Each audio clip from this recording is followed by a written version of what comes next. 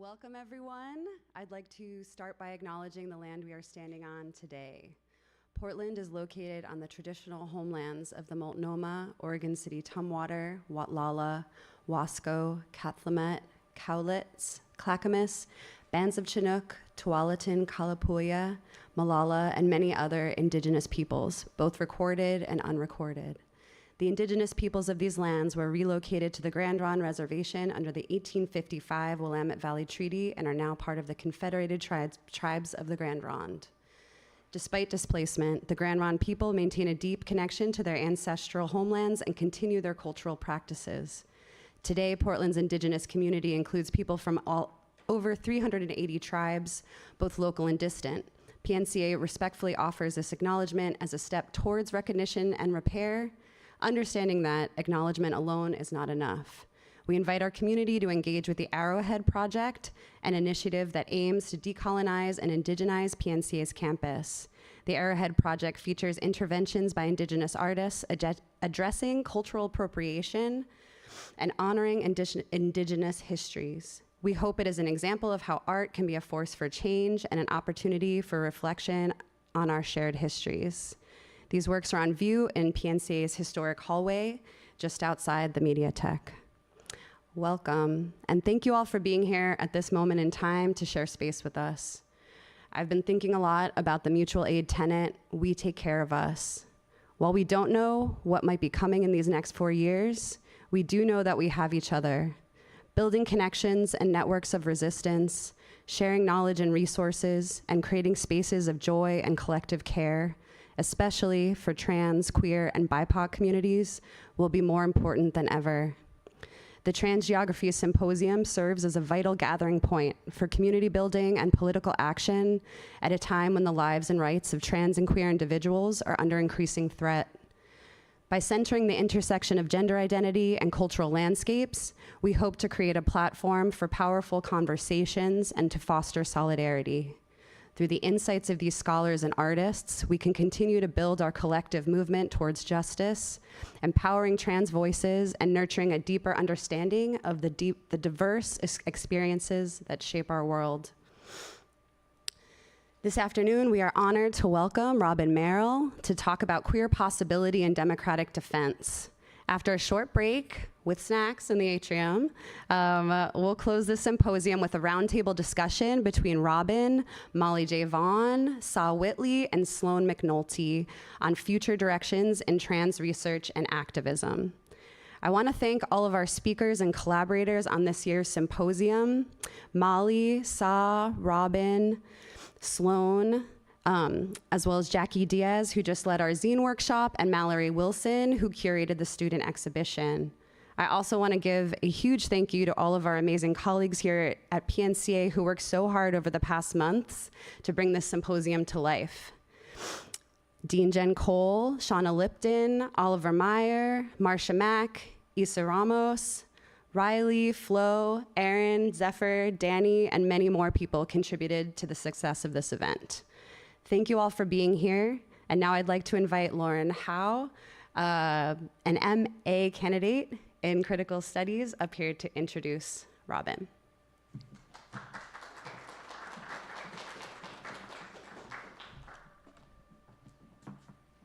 Hi, everyone.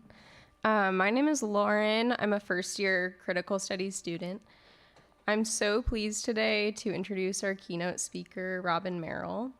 Robin is a lawyer, writer, professor, and podcast host based here in Portland, whose work centers around LGBTQ law and politics and the future of America's democracy. She currently teaches law at Willamette University, but has spent most of her legal career prior working in the LGBTQ civil rights movement. Notably, she was the associate legal director for the Human Rights Campaign and has worked on the federal level developing equal rights and anti-discrimination programs and policies.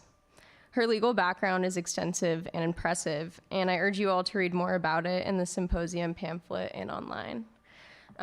She also hosts the podcast The Future is Queer, A Guide to Saving Democracy, which I highly recommend checking out.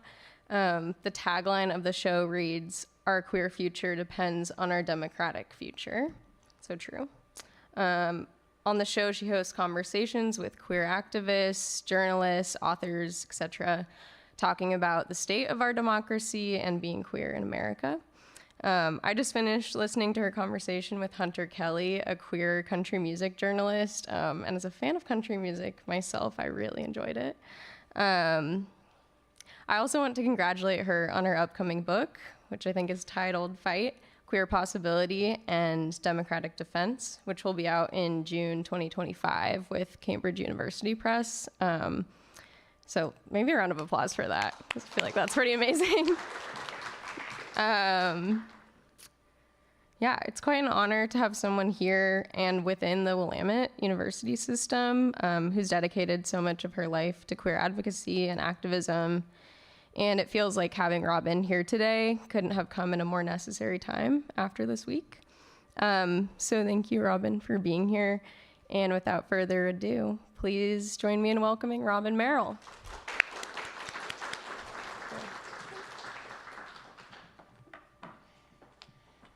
Okay, I'm old school, so I just have notes. I'm also now an elder millennial and 40, so I'll put on my glasses. Okay. Thank you so much for having me, and Lauren, thank you for that very kind introduction. I'm really honored and thrilled to be at PNCA and to have the opportunity to be at Willamette, teaching constitutional law and admin at such a hard time. And I have to say, as I was preparing this, I started working on this before Tuesday, and I had something a little bit different. And I have to say, I'm even more grateful to be here given Tuesday and where we are. As Lauren mentioned, I spent a huge chunk of my career at the Human Rights Campaign in DC, really focused on institutional change and working on legislation and regulation and Supreme Court nominations. And it felt really important, and it was important. And I am now at a moment where I'm sort of coming to terms with how far it was and is from enough. And I think that is because what mainstream LGBTQ movements are LGBTQ movements. They're not necessarily pro-democracy movements. And what we need now is a pro-democracy movement that centers queer and trans people in the front and in leadership. Because democratic defense is collective queer and trans defense, period. Today, I'm going to discuss what democracy is, because I love it. I'm a law professor, and I loved 8th grade civics, and it is what gets me up in the morning. What it means to queer and trans people, and why we are in crisis. But most importantly, I want to focus on how we can develop a thoughtful and inclusive queer and transgender democratic defense movement. Because it is our, as Lauren mentioned in my podcast, I always end with our queer and trans future depends on our democratic future. And it's not an overstatement. Individual rights and protections for minority and non-conforming populations are absolutely cornerstone to a functioning democracy. So people living at the margins or who are non-conforming and minorities, we have an acutely personal stake in the health and longevity of the democratic movement and democratic governance.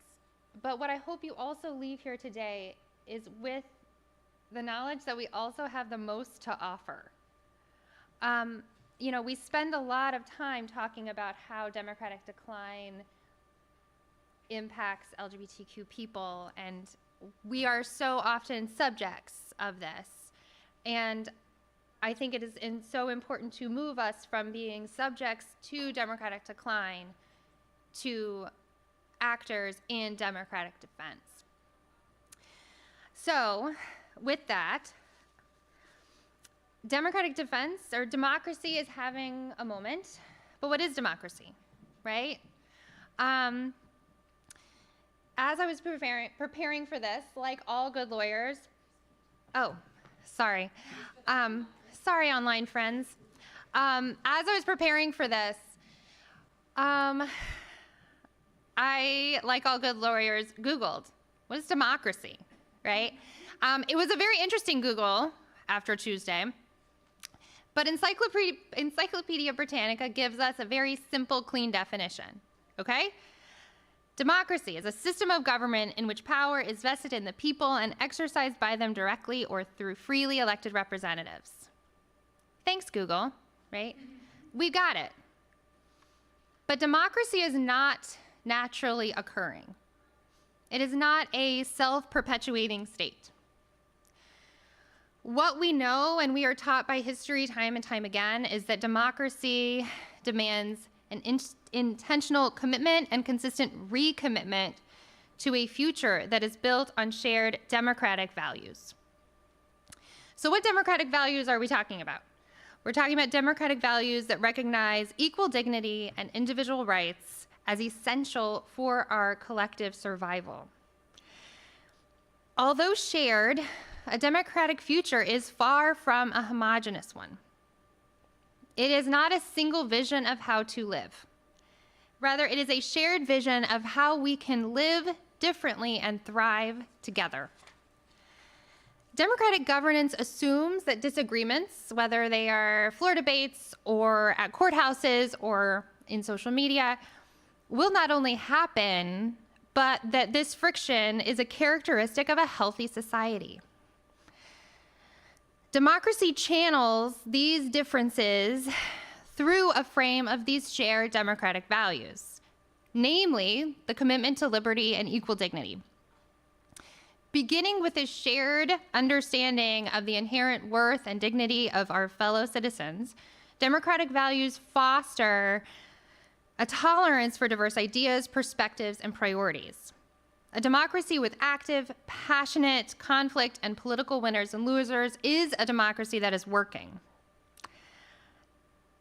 Writing over 100 years ago, or almost 100 years ago, American theorist John Dewey wrote that democracy is a personal way of life. And I really, really liked that. This idea that it's a personal way of living, a daily choice, a lived commitment of values of equal dignity and human possibility. And that's what I want to talk about today. This idea that creative democracy is rooted and invites us to envision a future through the lens of possibility. A truly democratic life is innovative and expansive. So that's democracy, right? Why are we saying that it's in crisis? It's not just Tuesday.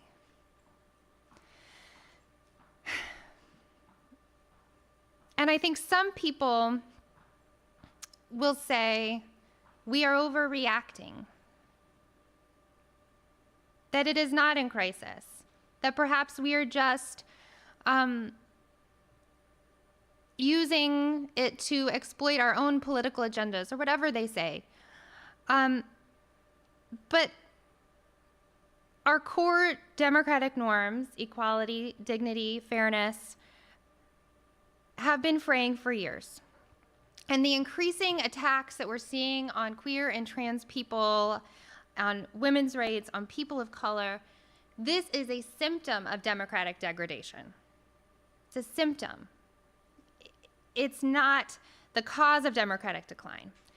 The individual erosion of individual rights and this fraying of the commitment to civil liberties within civic life are strategic byproducts of a more systemic attack on the American political system. But that doesn't mean that attacks on individual civil rights don't feed a really toxic feedback loop that further undermines our democracy. When you have laws that restrict our autonomy, whether it's gender-affirming care or reproductive care, this directly conflicts with the preservation of liberty and autonomy that are essential to genuine democratic engagement and self-governance. it infringes then on our ability to actually engage with our government. And this isn't just a perception, right?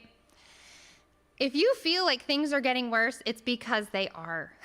In 2016, the Economist Democracy Index scored the United States as a flawed democracy. In 2016, the index bases its democracy scores on things like political culture, civil liberties, and political participation. And the index cited the increase in federal and state restrictions on individual rights and civil liberties as the reason the US scores are tanking. Queer and trans equality and survival is inextricably bound to the future of our American democracy. The state-led erasure and demonization of queer and trans people markets a past-like future that is simplified by exchanging difference for conformity and equality for invisibility. It is capturing the darkest of the American imagination and feeding vigilante enforcement of gender and ideological norms. Each floor speech that relies on the violent language of eradication and fear makes queer and trans lives seem more disposable and more subhuman. I want to be clear that this is not the face of American Republicans. This is not the face of American Democrats. This is the face of American fascism. And I don't use that term lightly, because you shouldn't use that term lightly. The fascist label should not be used for mere political disagreements. It should not be partisan or pejorative, because that dilutes its meaning. Anti-fascism and pro-democracy voices advocate restraint of the term. However, that is where we are today. Based on the tenor of today's political climate and messaging that has pushed even really characteristically cautious commentators and scholars and advocates to start sounding the alarm. So, if I had a board, I would be writing on the board. What is democracy? We know. What is fascism? Because these are also, I think, words that we are hearing a lot more of. Fascism is characterized by violence, racism, and xenophobia. It is founded on restrictive gender norms and family norms. It can be a political philosophy or a movement that operates within authoritarian regimes. Fascist governments promise restoration of past national and personal glory and the righting of the perceived wrongs that they experience in modernity. Fascism is not simply another policy perspective or partisan stance within the greater marketplace of ideas. And I think this is an important thing to pull out, because I don't know if you've seen messaging that says things like, can't we just talk about it? Can't we agree to disagree? No, we cannot agree to disagree on my existence. It's not something we disagree on or agree on, right? It is not a policy perspective to believe in eradication. Fascism is a method of exercising power and control over the marketplace of ideas and limiting substantive debate and deliberation. And I have to say, not all leaders that have anti-democratic goals or ideas are fascist. However, authoritarian governments provide a toxic consolidated power infrastructure that allow fascist policies and parties to thrive.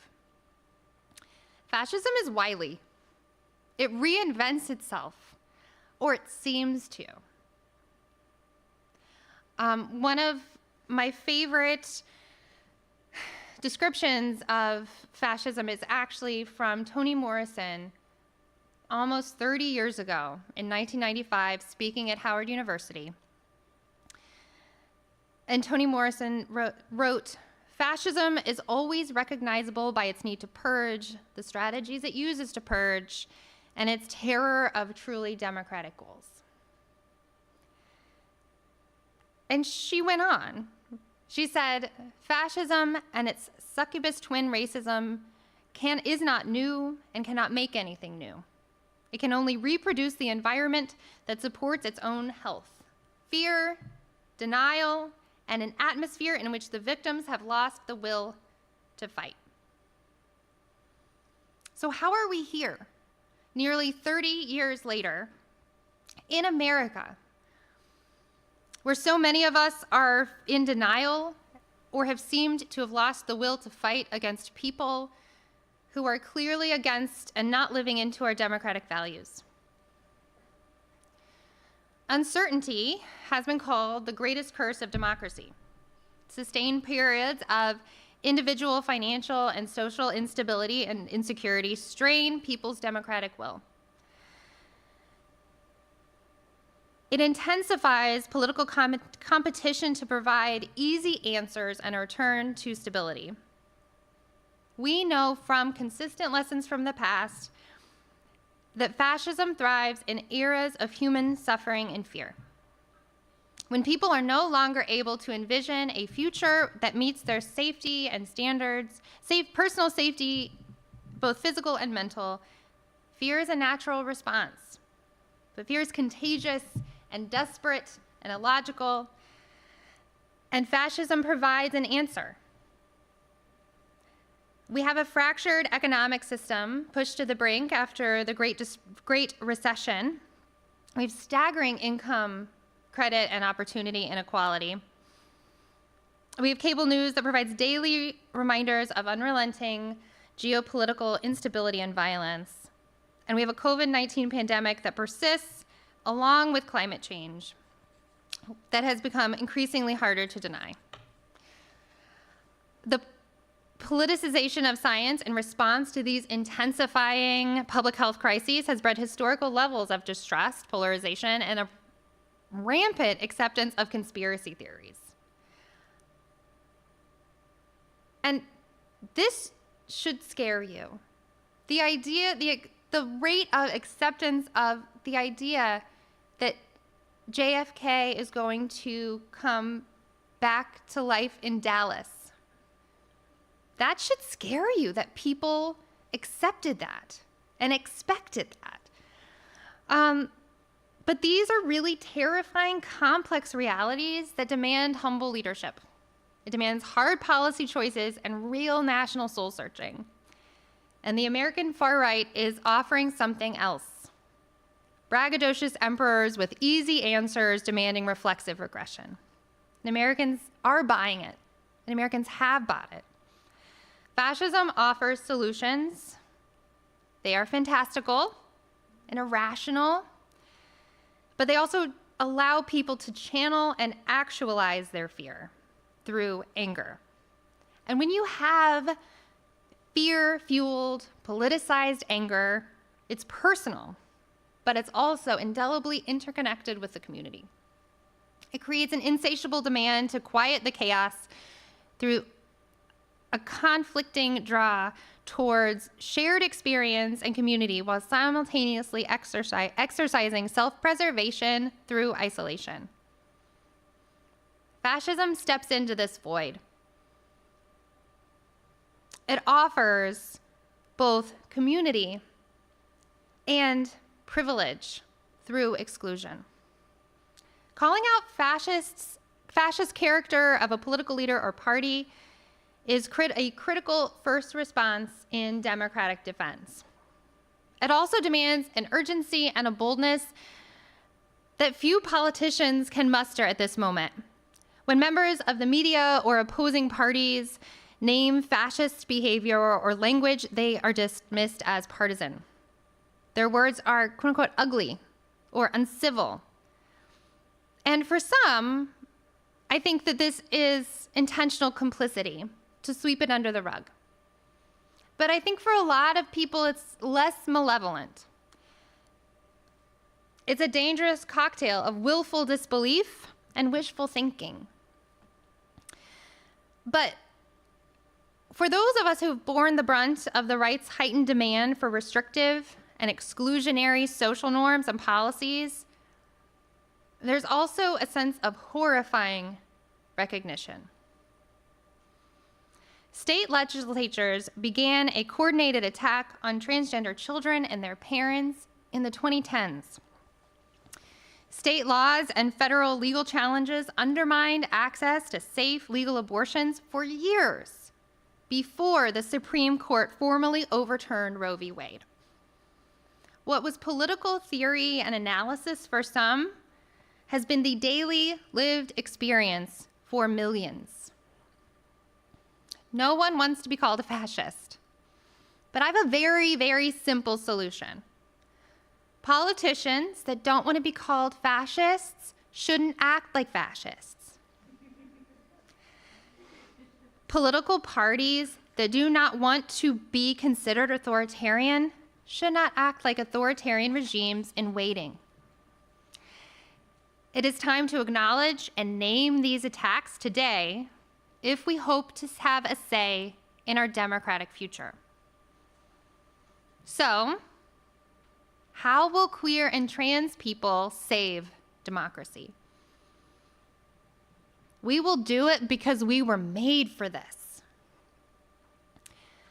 A truly democratic life is innovative and expansive and animated by a belief in the inherent equality and personal dignity of all people.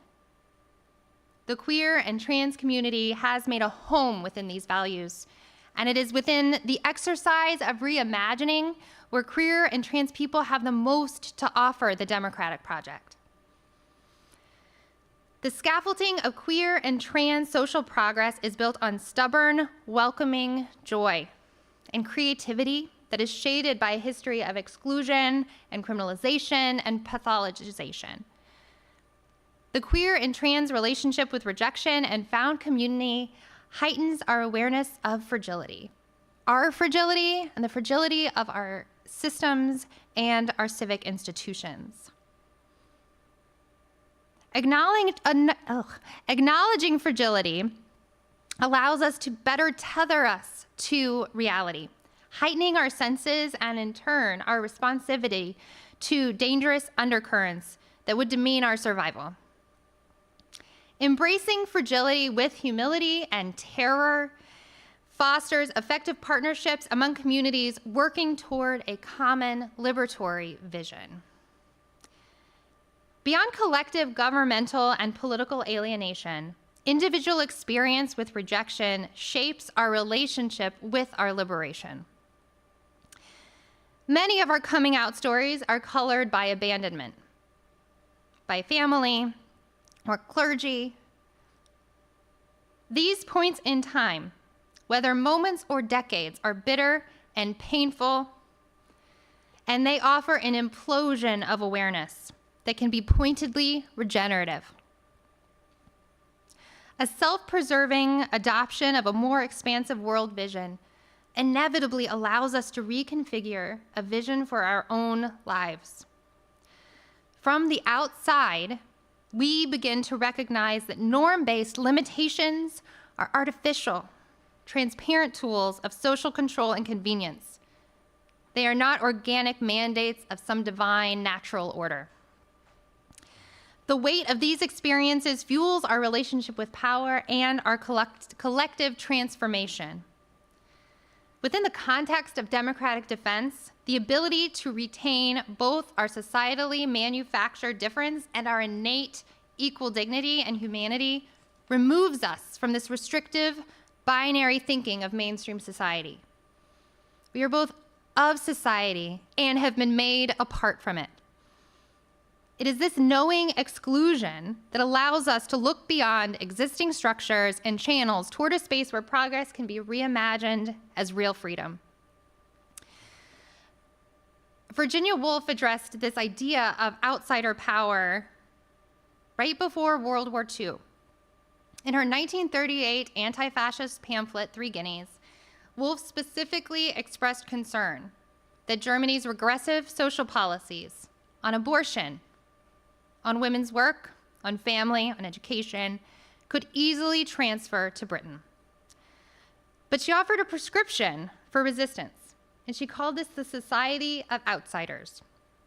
She argued that this outsider society was uniquely equipped to fight against fascism, to protect liberty, to prevent war, and that we would be most effective by working outside working for our common ends, justice and equality, outside of society and not from within. She also concluded that life on the outside of the closed universe allows for freedom from what she called approval-seeking paralysis. 40 years and a continent later, Harvey Milk took to the stage to announce his third bid for San Francisco City Supervisor. Milk spoke directly to his, quote, gay brothers and sisters. But he didn't stop there. Instead, he said it's no longer about seniors or people of color or people with disabilities or immigrant communities. Instead, he shouted, they are all us. It is us against them. If you add up all of the us's, you'll find we outnumber the thems. This power is rooted across the landscape of our intersecting identities. As so many in this room know, rejection is not a choice. Rejection happens to us.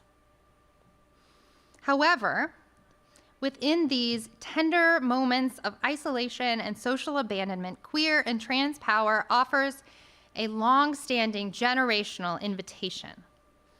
We can choose to recognize our place within the society of outsiders. We can take our place within the community of us's, moving ourselves from mere subjects of rejection to powerful figures, not only in our own story, but within the broader kaleidoscope of democratic creation.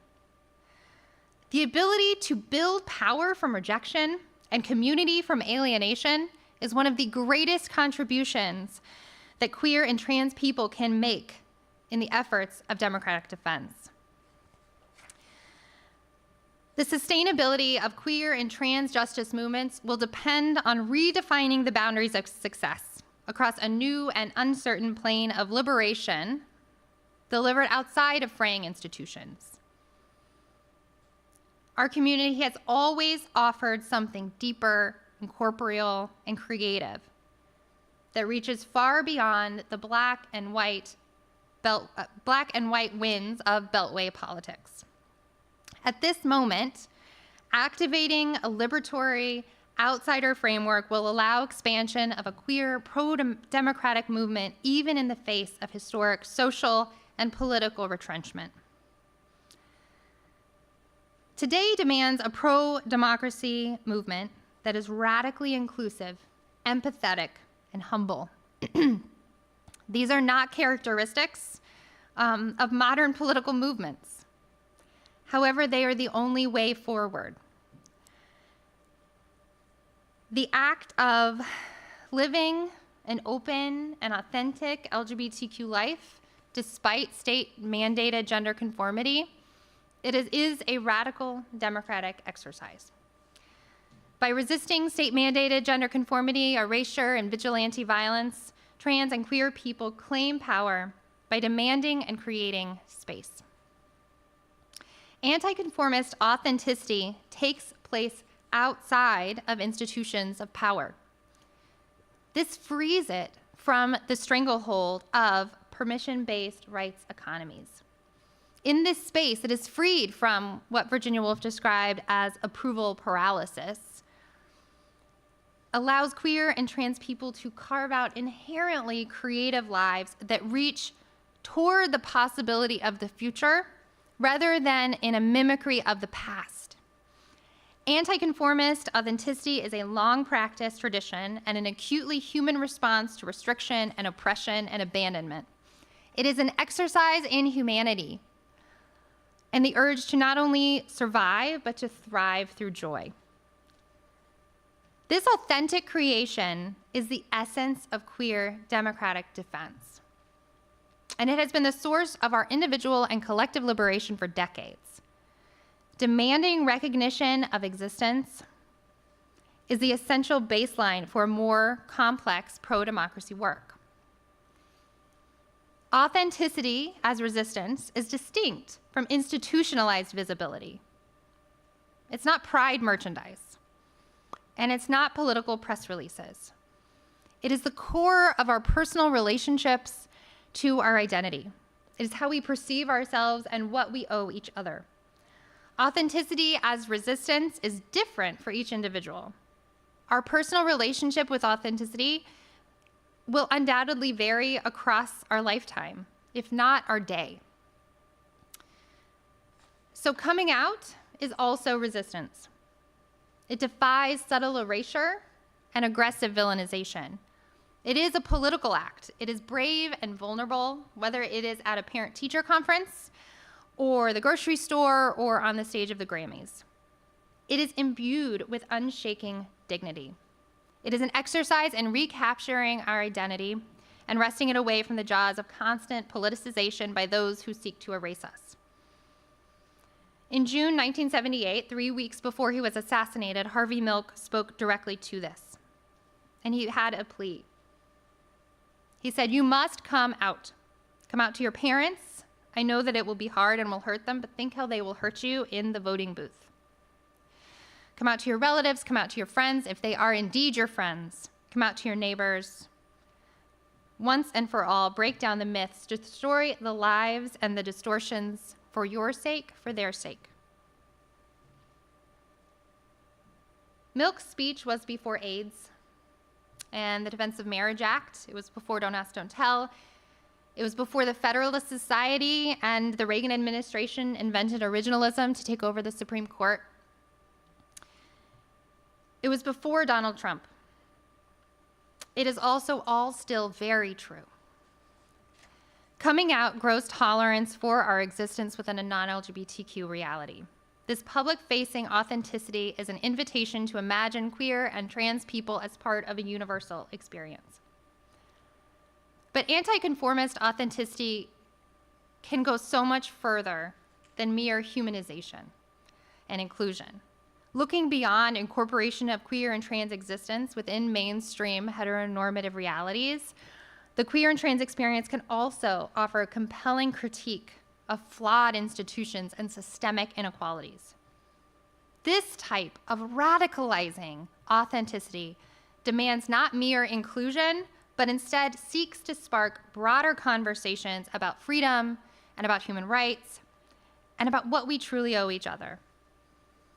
Radicalizing anti-conformist authenticity invites non-LGBTQ people to acknowledge the complicated, multidimensional queer and trans experience. It provides a window into an expanded vision of the world from outside. This is a world that is rife with complexities and inequality and unfairness. It is a world with hard questions and too few answers. A world where queer and trans people are precious, dignity-seeking humans, rather than just dangerous political pawns of fascist propaganda. And this is why it is so scary to authoritarians, because it invites people to think and to empathize. And those are two powerful enemies of fascist control. So where do we go from here? I don't know. What I do know is that democracy is a constant act of becoming. As John Dewey in 1939 described, the practice of democracy has no end till experience itself comes to an end. The task of democracy is forever that of creation of a freer and more human experience in which all share and all contribute. This act of becoming, of constant evolution and improvement, is consistent with a non-linear queer and trans movement agenda. Divorced from institutionalized power, our success will be defined by the communities we make and the lives that we live. I want to close with a brief note to allies, but especially for people who are sitting on the sidelines because you are not queer, and you are not trans, and you are not Black, and you are not an immigrant, and you are not a woman, and you are not living with a disability. The Trump-Vance plan for conformity doesn't end with us. It is no longer a question of if the society of outsiders and us's will expand. It is only a matter of when. I've been thinking a lot about AIDS advocate Ann Northrup's arrest while she was protesting at St. Patrick's Cathedral in the late 1980s with ACT UP. As the police dragged her out, she just kept shouting, "We're fighting for your lives too." And when you look at the video, everyone in the pews and in the media stared. But it's time to stop staring and to stand up with us. Join our queer and trans fight to create a liberatory and dignity-infused democracy from the outside. Chances are you're probably already there. That's it.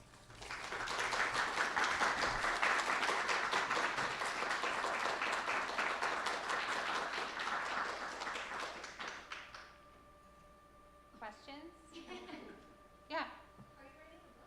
I am writing a book. Thank you.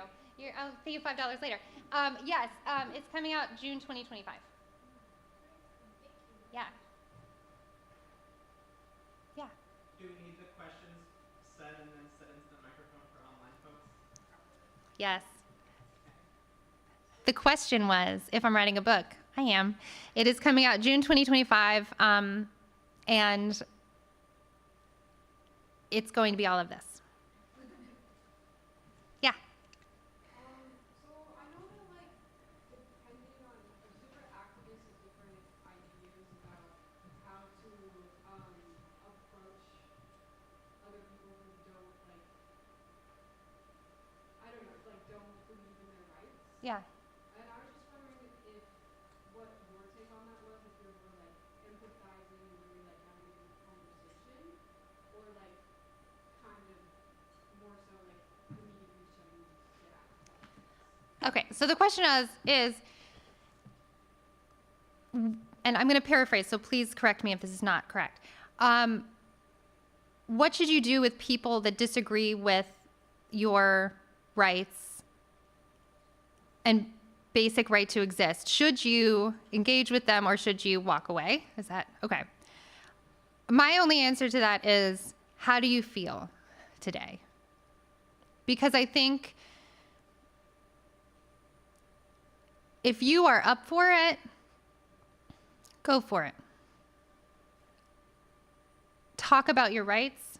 Talk about why they matter. Invite them in. But from a self-care perspective, I would also say there are times when you need to walk away. And that is just my answer. I think probably everyone in this room is going to have a different answer. That being said, I do think there is great value in not just shutting everything down and everyone down and walking away. Because it does allow the narrative to persist that it is somehow just a disagreement that we exist, that trans people exist, and it should be not necessarily on those specific populations to speak up either. Because I do think that there is a level of, it comes at a cost. Constantly telling people on the bus why you deserve a right to exist is too much to ask all of the time. So don't shy away, but be smart about how you spend your own resources and your own mental space. And figure out different ways that you can be involved in a way that feels safe and preserving. Maybe getting involved in a broader organization or things like that. I think that there are ways to move forward in an empathetic way for people that disagree. But I don't think you have to put up with people that say that you don't exist and don't have rights, and that somehow, even more complexly, that your existence and rights gets in the way of their existence and rights, right? So that's that answer. It's not a good one because I think it's a bad question, not based on, not you, but it's a hard question. Yeah, Jen. So, one of the other things fascism does is it comes from intellectualism and institutions that support it, like universities. So, what are your thoughts about how institutions like this could be in allyship or accomplishment with the program advocacy for queer or trans things? I think providing spaces like this, moving conversations that maybe even 10 years ago would have seemed outrageous. Like, I cannot believe that I am here and I am saying that we are threatened by fascistic ideas and tools. I cannot believe that. And we are. And so I think that places that are respected and that have a platform can meet us and say, we believe you. Because I think there's a lot of fear of just screaming into the wind. And I do think that the reason that fascists go after universities and intellectuals is because they know the power they have. But we can still use that power now. Yeah, thank you. Yeah. So, one of the reasons I came today is that I really feel threatened. And I really didn't realize that till this week or hearing the analysis of the anti-trans ads are one of the most effective weapons that was used against us. And so I'm 77 years old. And, you know, I mean, okay, you know, and I live in a blue bubble here, and I'm grateful for that. But when you hear information like that, the anti-trans issue is being wielded against you, it makes me doubt my safety. Mm-hmm. And you know, the only resolution for that for me is just every day you get up and you live your life. But for me today, it was I just needed to say that Yeah. and to be with folks that might understand. Yeah. And I am so glad you're here.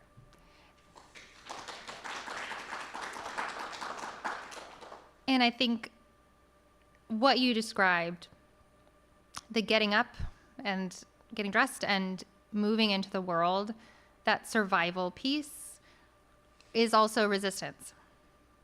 And continuing to live and to survive can be radical when you're exactly right that people are using terrifying rhetoric every day. And I think what frustrates me, I feel like that's like an understatement, is all of the anti-trans ads that I saw just on our local news here in Portland. They're all just a distraction. It's not about 8th grade girls basketball, right? It's not. It's about power and trying to get people to group together over fear and to buy into this. And I appreciate you being here and you sharing your fear, because it is real. And again, the fact that you get up in the morning and you go, That's resistance. Because they don't want you to. And I think that that is amazing. Yeah. You mentioned earlier, you talked about how joy can be an act of resistance. So I guess I just wanted to ask from your own personal experience how that has had an effect on resisting all this. Yeah. So the question is, how can joy be resistance? And personally, how joy can be resistance. I think it's along the same lines, that efforts to sort of alienate us and isolate us from civic life and political life, it also degrades our own sort of self and soul and our ability to move through the world and worry about normal things, right? And I think that joy and finding joy is indignant. It's just, I find it this wonderfully stubborn, I'm going to be happy, goddammit. I'm going to go for a walk. I'm going to play with my ridiculous dog. You know? My children somehow always find ridiculous things like salamanders and snails, and they end up in my fridge, true story. And I have to find joy in that. And I think that was one of the things that on Tuesday night and Wednesday, you know, my wife and I really leaned into in a way. And I was telling Jen right before this that my wife made a huge pot of matzo ball soup. Like the biggest pot of matzo ball soup I've ever seen in my life. And it was lovely, and the house smelled so good. And it's mine. And I think that's the thing, that your joy is yours. And they can't take that. They can try, and they will try. But I think that somehow holding on to that just out of spite gives me great pleasure. Yeah.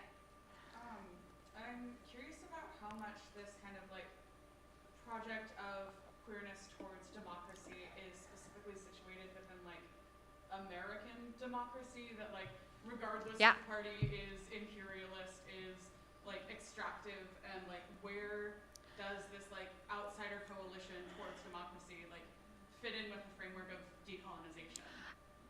I am so glad you asked that question. So the question is this idea of queer democratic defense an American one? And how does the sort of society of outsiders fit into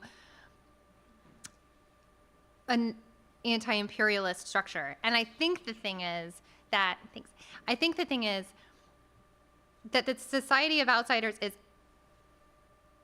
I think, at least from Wolf's perspective, is also outside of that. And by removing ourselves from all of the trappings that sort of tie us to this idea of political success and power, we don't have that. And so we're able to look at it really, really differently. And one of the, I think, most inspiring sort of past movements that you might be familiar with is STAR, which is Sylvia Rivera's group. Oh, good. And that STAR in the 1970s was focused on trans liberation and civil rights and all of this, and was also about housing and food and healthcare and improving life, period. And I think that is where queer and trans people in particular fit. That we're not trying to win at moving different pieces around. We're trying to make the game different. And I think that because of our experiences, I think that we uniquely can. Yeah. I think I'm still struggling to form this question in my head, but I want to put it out there. I've been thinking a lot about how trans people have to be kind of in a similar situation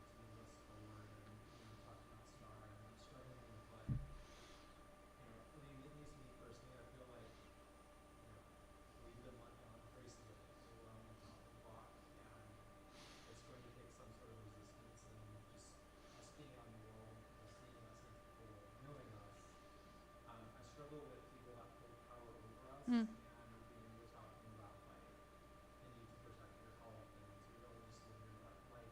And, I don't think we have that luxury anymore. And I struggle with like, how do we relate to allies or the people that hold power of us versus just like that sort of tension and dynamic versus us just kind of moving forward and pushing on our own resistance versus like the support or the help of people that just have access to everything. Does that Mm. make sense? So, how do we? Yes.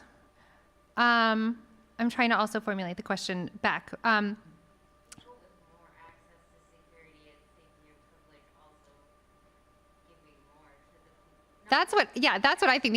I think that's an answer. So, the question is not only that trans people don't have the luxury of just going through the world, right? And what do we do with allies that don't understand that? Is that, or what do we do? Going through the world is not enough. I don't know. What? Allies that aren't going to prioritize the way we need to, like, Yeah. the struggle and the survival and the urgency.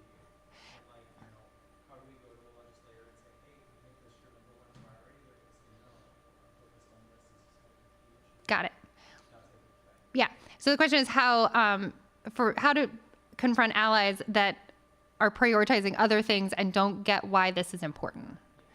I think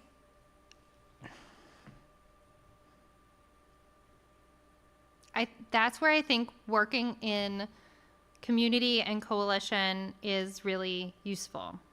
And I think drawing lines where you can show how interconnected everything is. And it's one of the things with, I think, the ballot initiative that is coming up in 2026, I think, that is both about reproductive care and gender affirming care, because they are the same issue. And they are about bodily autonomy and controlling your own body and your own destiny, period. They're the same. They are connecting different communities and often intersecting people within those communities. But I think if we can do better of recognizing how much we have in common, then we can work better together. And that being isolated doesn't move the ball forward. I know that's not extremely satisfying, but yeah. It's a hard moment. Okay, I'm at time. I'm here. So thank you so much for having me.